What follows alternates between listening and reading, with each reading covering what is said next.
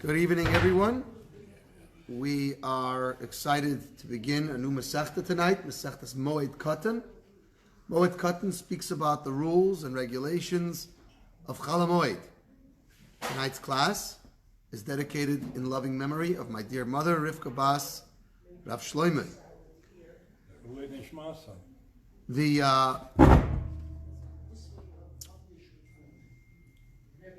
There are a number of categories of work that are permitted on Chol Moed.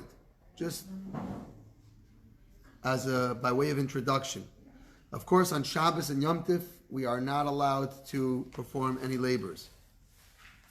On Yom Tov, that's not on a Shabbos, of course, many labors that are prohibited on Shabbos are permitted. And these are labors that have some sort of connection with the preparation of food. For example, carrying in a public domain, being that when you make food and you want to bring it to your relative or friend, you have to go and carry it in through a public domain. So, because of that, on Yom Tov, the rules of against carrying in a public domain are suspended. When it comes to Chol Moed is Chal and Moed. It's a combination of both. It's Chal because it's not a holiday like a Yom Tov, or it's certainly not a Shabbos, but it's Moed in the sense that it's a festival. And certain things are prohibited. So it's not a blanket, there's not a blanket allowance to do any labor.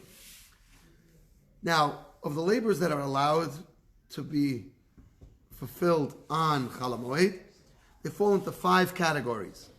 Category number 1 is Davra Aved. Something that will be lost if you do not engage in the work that's necessary. So something of that nature may be done on Chol Moed. Then there's Tzerich HaMoed, something that you need for the festival itself, for Chol Moed or for the following festival, the end of the last days, as they're called. Then there's a person who's a Poel Shein Lemai Yoichel, a worker of any sort. He's out of money, he's fresh out of money. And now he needs to buy food for Chol Moed, as well as for the last days of Yom Tiv. So perhaps there's a job laying bricks, that's what he normally does, and he's out of money. So a person who doesn't have money for what to eat for the holiday can engage in various tasks in order to have gainful employment. Then there's Tzorchei Rabin. Tzorchei Rabin are communal needs. So, for example, fixing roads and things like that, as the Mishna is going to delineate. And then you have Maisa Hedyet. There are certain labors that are permitted on Chol Moed when they're done in a non-professional manner. That's called Maisa Hedyet. So let's begin Mishnah number 1. Chapter 1, Mishnah 1. Mashkin Beis HaShlochin. A person may irrigate a field that is an irrigated field, b'moed u'bashviyas. B'moed on Chol Moed and in shviyas. So these are 2 novel ideas here. Because when you water a field, you're not watering a field so that the produce in the field will be available now. It's really for after Yom Tov. Because anything that you're going to water now is not going to be, the action that you're taking now on Chol Moed is not helpful for the Yom Tov. Nevertheless, because it's an irrigated field means it needs man to come and irrigate it, to water it, otherwise it's going to ruin. So now what's going to happen is if you ignore it for the whole holiday, after the holiday it's going to be ruined. And meaning that after the holiday it's going to be ruined. So therefore you're allowed to water it during Chol Moed. Now, the Mishnah tells us another novel idea here, and that is that in Shvius, the sabbatical year, the Shemitah year, even during the Shemitah year when you're not allowed to work the fields, nevertheless, watering is not considered working the field. Watering the field is just doing that. It's watering the field. And if you're going to leave the water, if you're not going to water it during the whole Shemitah year, what's going to happen to the field? It's going to get ruined. So, being that the field needs the water for the future, for its future survival, even during the Shemitah year, a person may water it. It's not considered working the land. It's not one of the malachas that are usher from the Torah, and even the rabbis allow it. However, if it's a field that does not need to be watered by man, so both during Chol Moed and during the Shvius, it would be prohibited by the rabbis. A field that is not needed, it's unnecessary to water by man. In other words, it would be sufficient to water it, to leave it being watered by Almighty God. So, in such a case, during the Shvius, as well as during Chol Moed, it would be prohibited to water such a field. Israel, do we have to keep Shemitah? Do they keep Shemitah? Yes, absolutely. Bein Memayin Sheyotza Batchila. Now, you could. So when we say we're allowing you to water a field that's an irrigated field, so you're allowed to water it from a spring that has just begun to flow, which is likely to have issues and problems. We're not concerned that when you have those issues and problems will arise, that you're going to go and fix them, and that's going to be a big job. We're not concerned with that. And certainly we're not concerned with watering this field, this irrigated field, with a spring that has been around for a long time, because all the kinks and issues with this irrigation system have already been worked out. So certainly in such a case, you can use that water. Avol, however, ein mashkin le'mimei hakshomim, you can't water such a field with rainwater, and not from water from a cistern. Why not? Because that's a lot of work. And it's Chol Moed. And on Chol Moed, what are you supposed to do? You're supposed to enjoy yourself. So it's a Moed. It's what to take the kids to the zoo. Liberty Science Center. Or Liberty Science Center.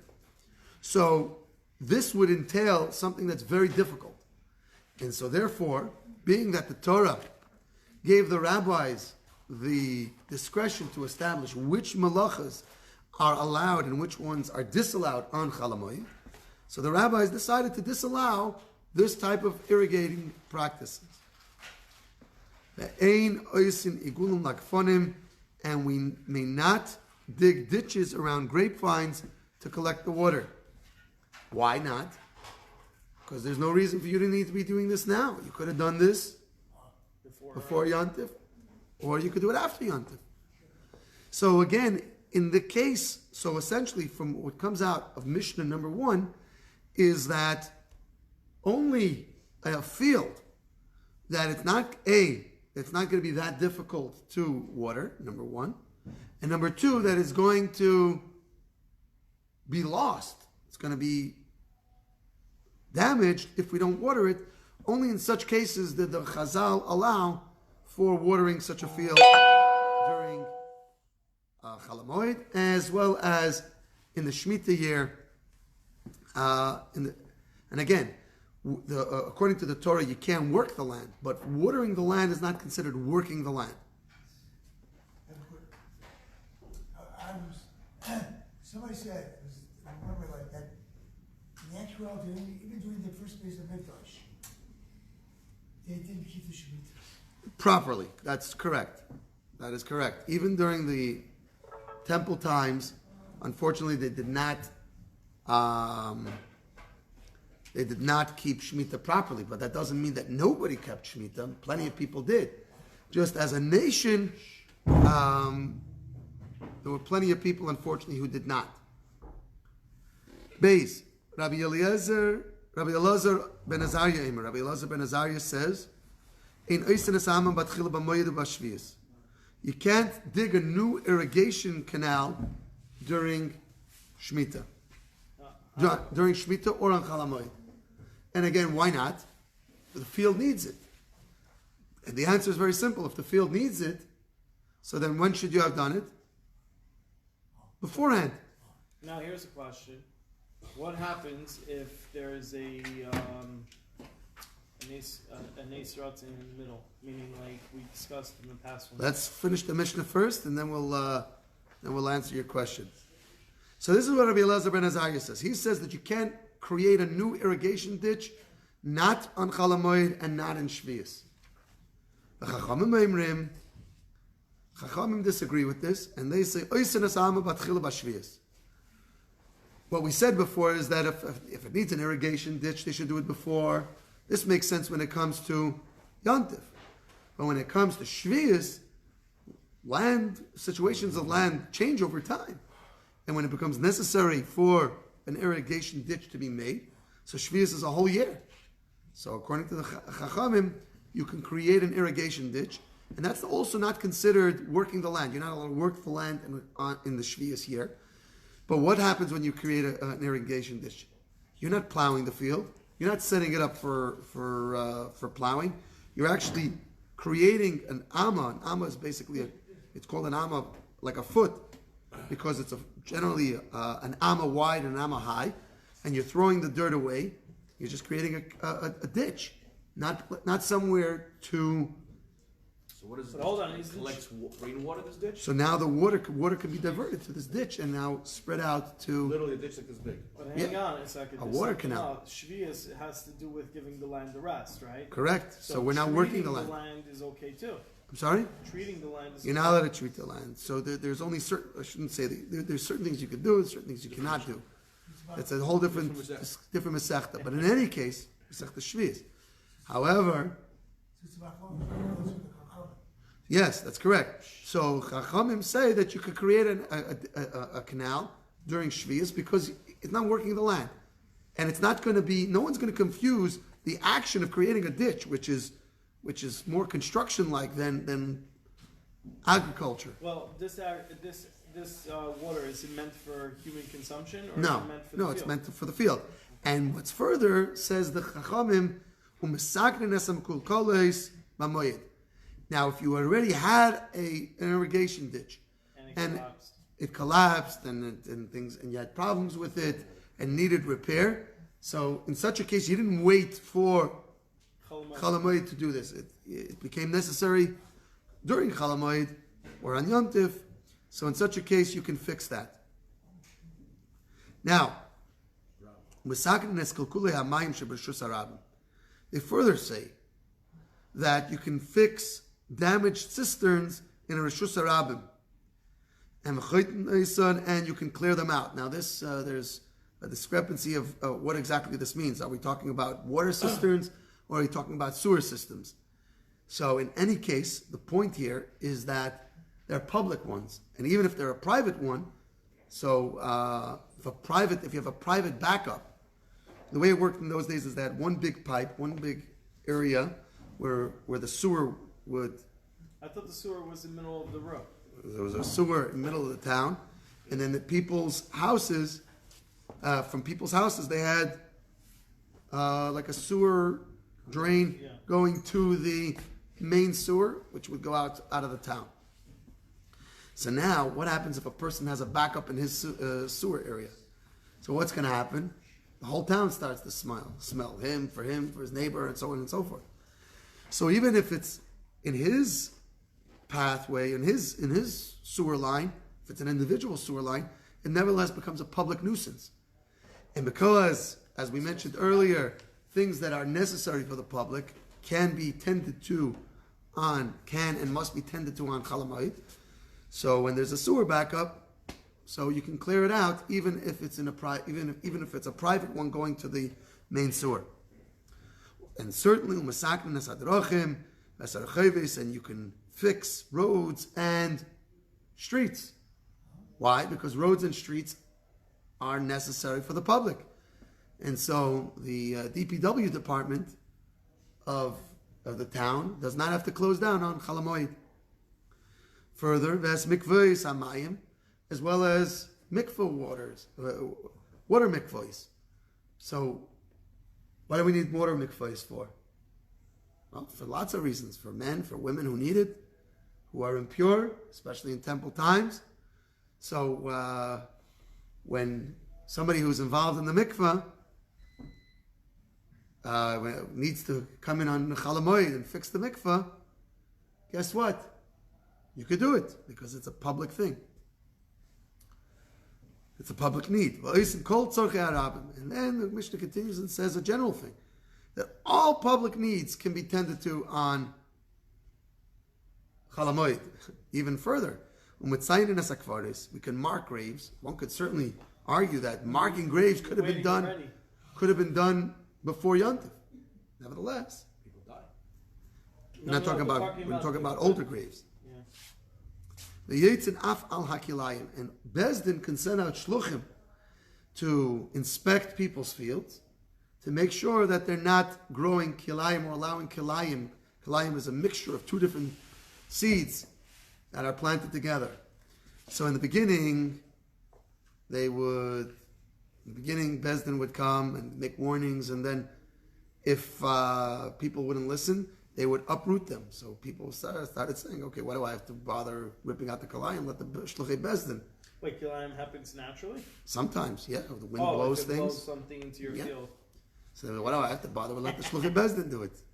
So they started making it hefker. They declared kilayim hefker. So people started dealing it with themselves. Gimel, Mishnah Gimel.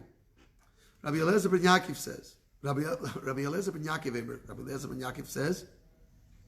So in any case, I just want to finish the last Mishnah.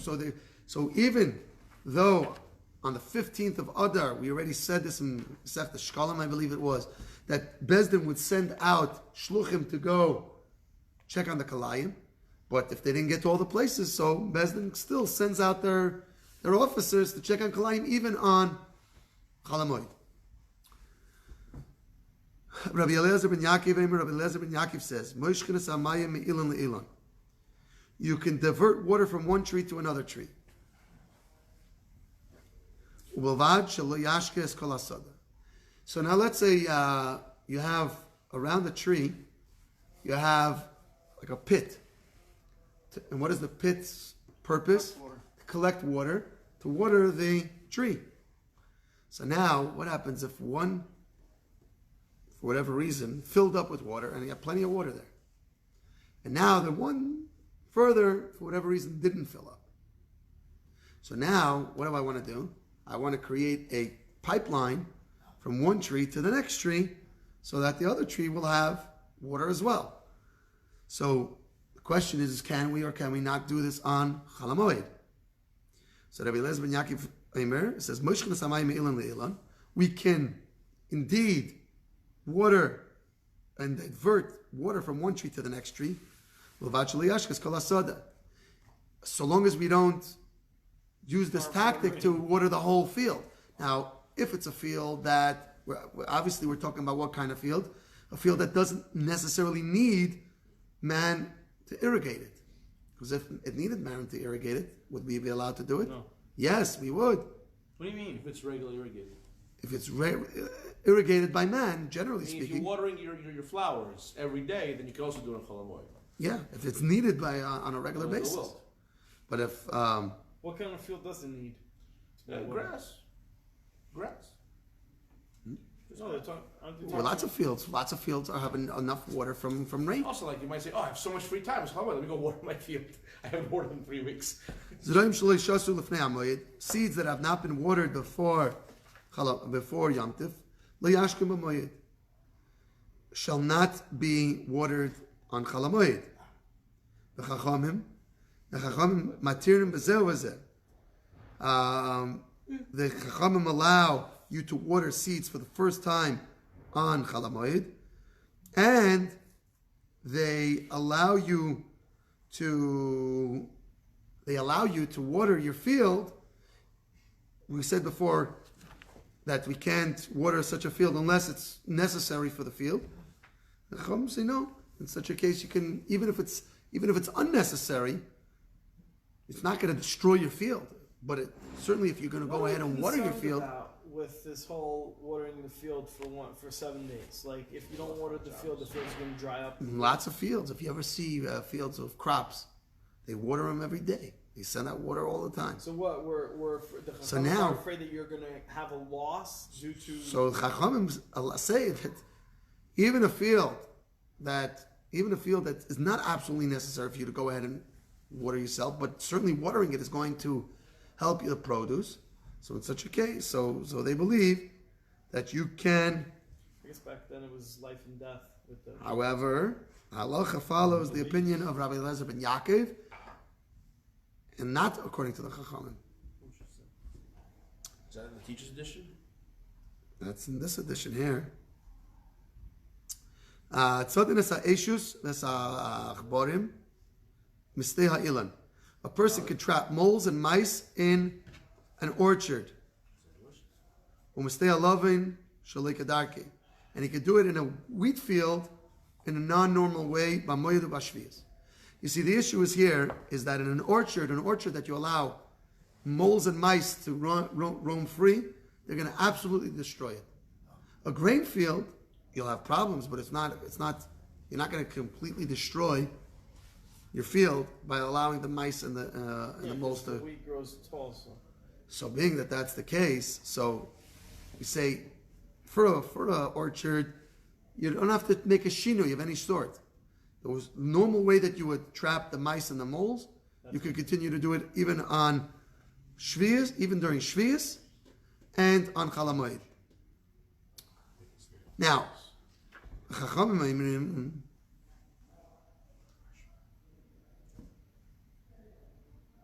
so again, the first Tana says that you can do it in both of these, like kedarke, in an unusual manner.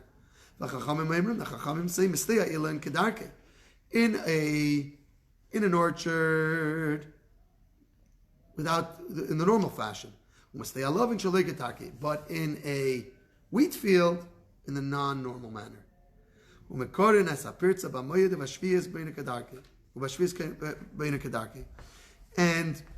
if you have a breach in the fencing of a field, so you can block up this breach on Chol Moed, but only in a non-permanent way, in a non-professional manner.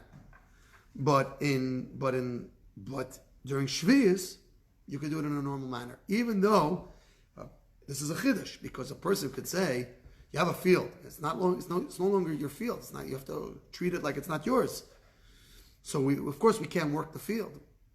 Putting up a breach, fixing a breach in the field, makes it more difficult for somebody to enter the field. So Right? wait a minute, can non-Jewish people start planting stuff in your field?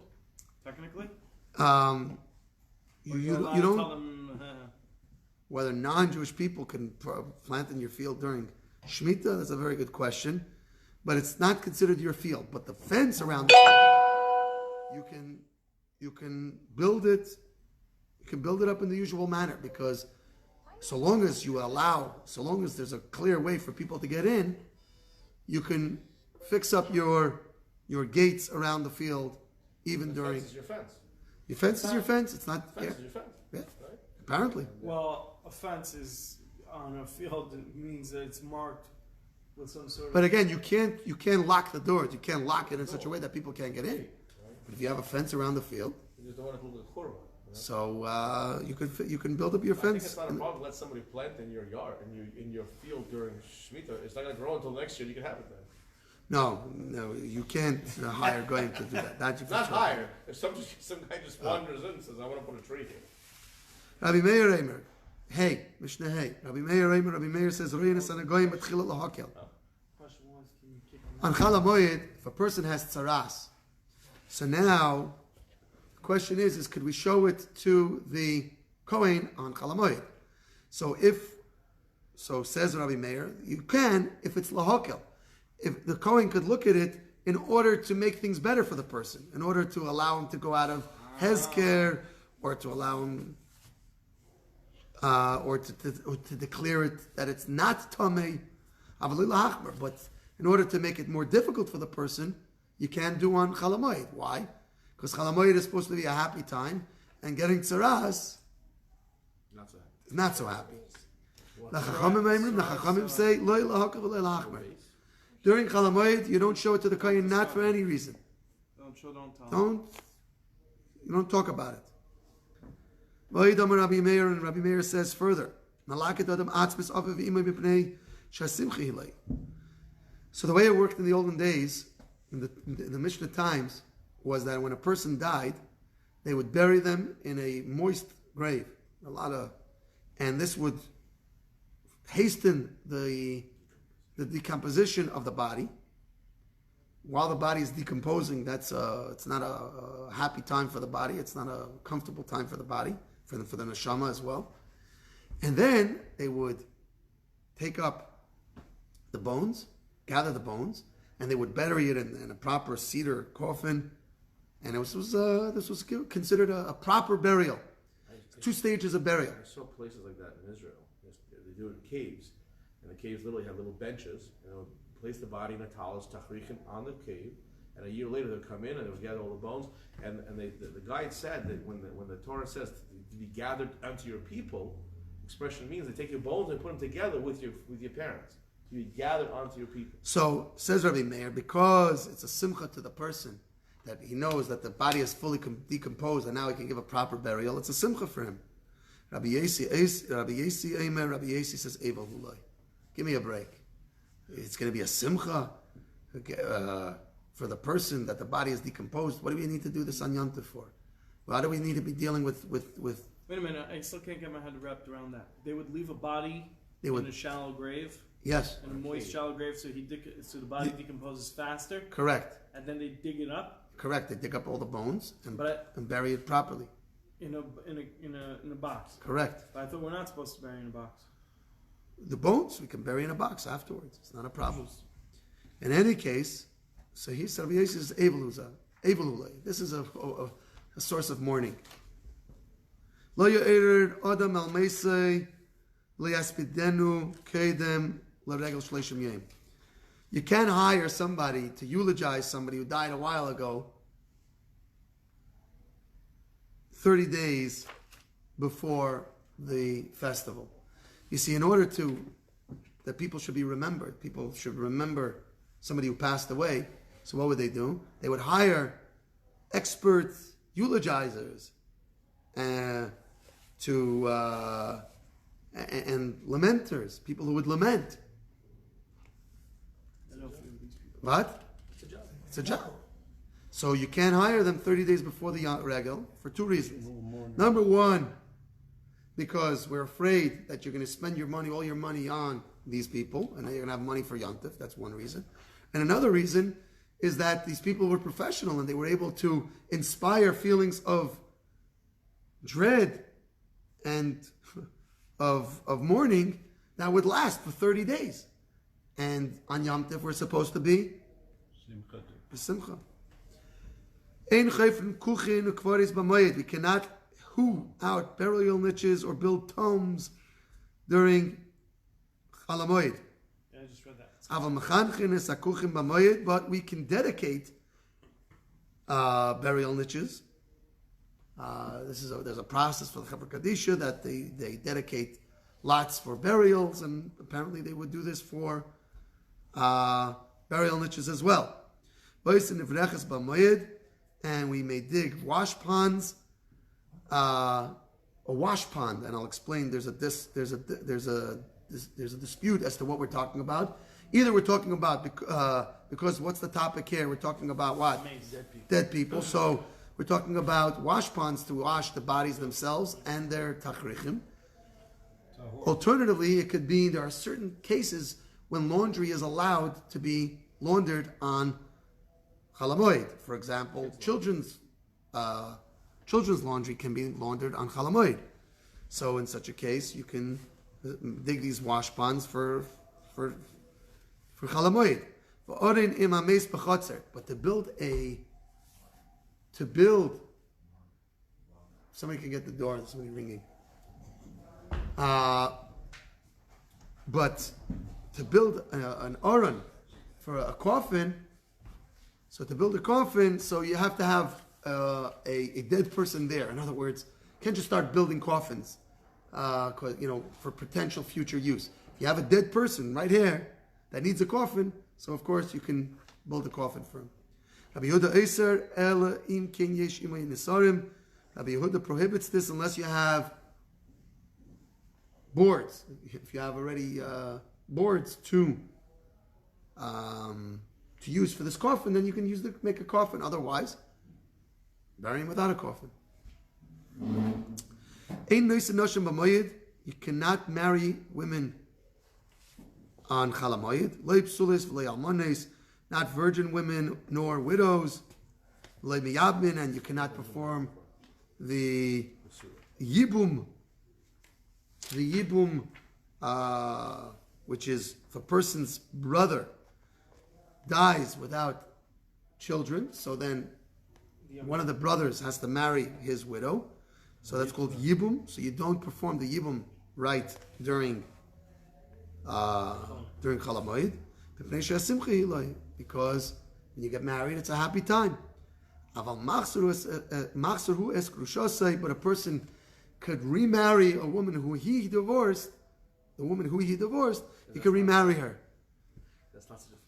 It's not such a great simcha.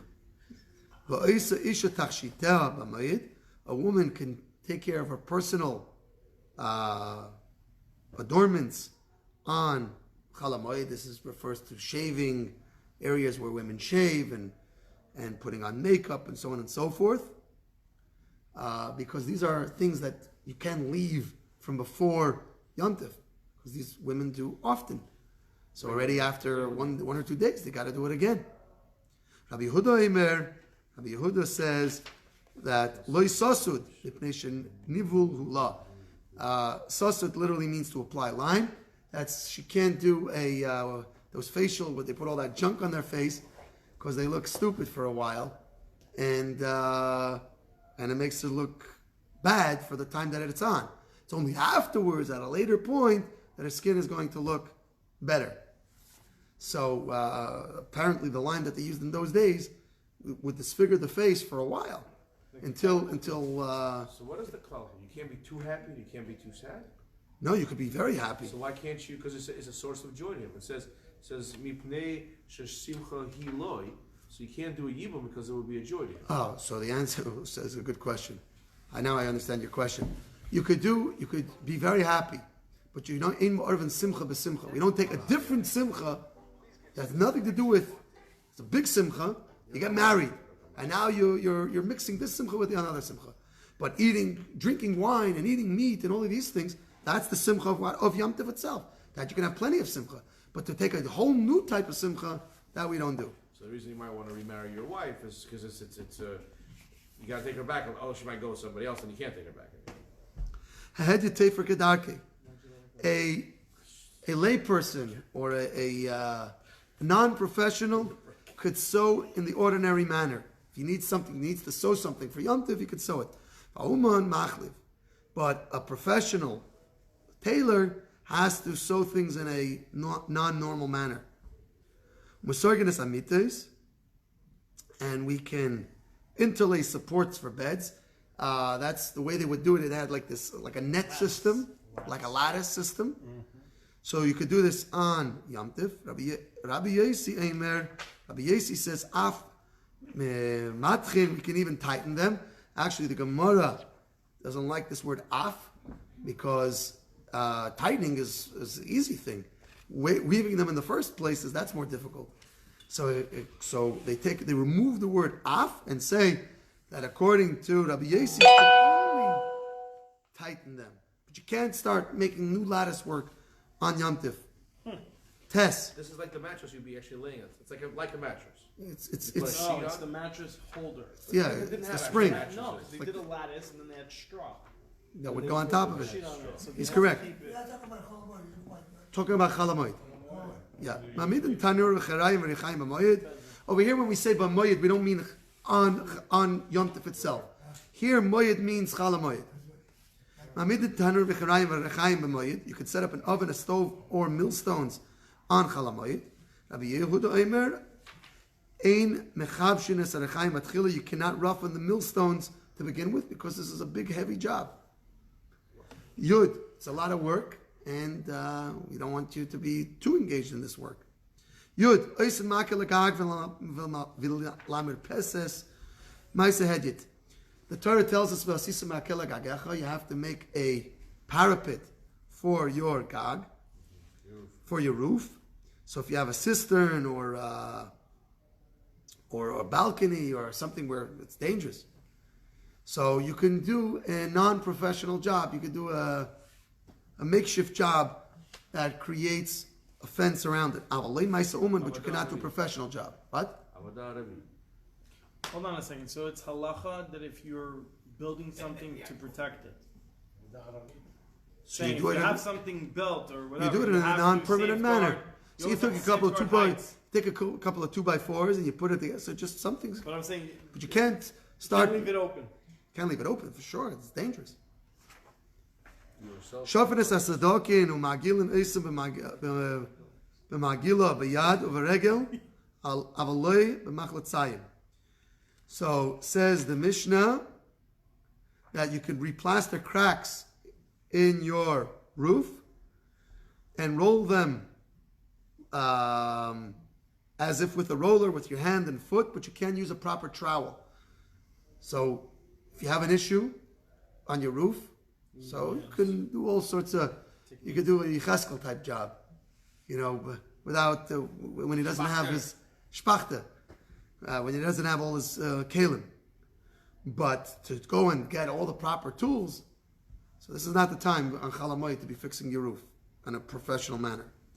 Hatzir, v'atzinur, v'akir, v'amanu, v'mafteach, shenishberu, a hinge, a socket, a beam, a lock, or a key that broke, misaknin, b'moyed, you can fix them on Chalamoyed, u'b'lavad, shali'ichavin, malachti, b'moyed, so long as you don't push all these to-do lists for Chalamoyed.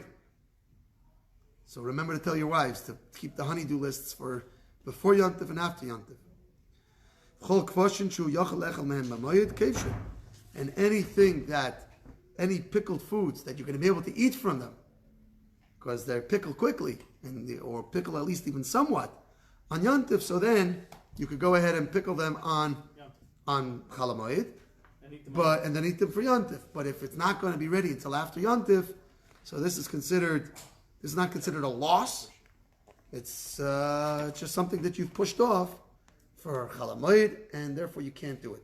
So, in summation, Perek Aleph teaches us that you can't just leave work for Chalamoid. And work that's very difficult shouldn't be done, and only in a haphazard fashion. Please join us again next Wednesday for chapter 2 of Moed Katan. Have a very good evening.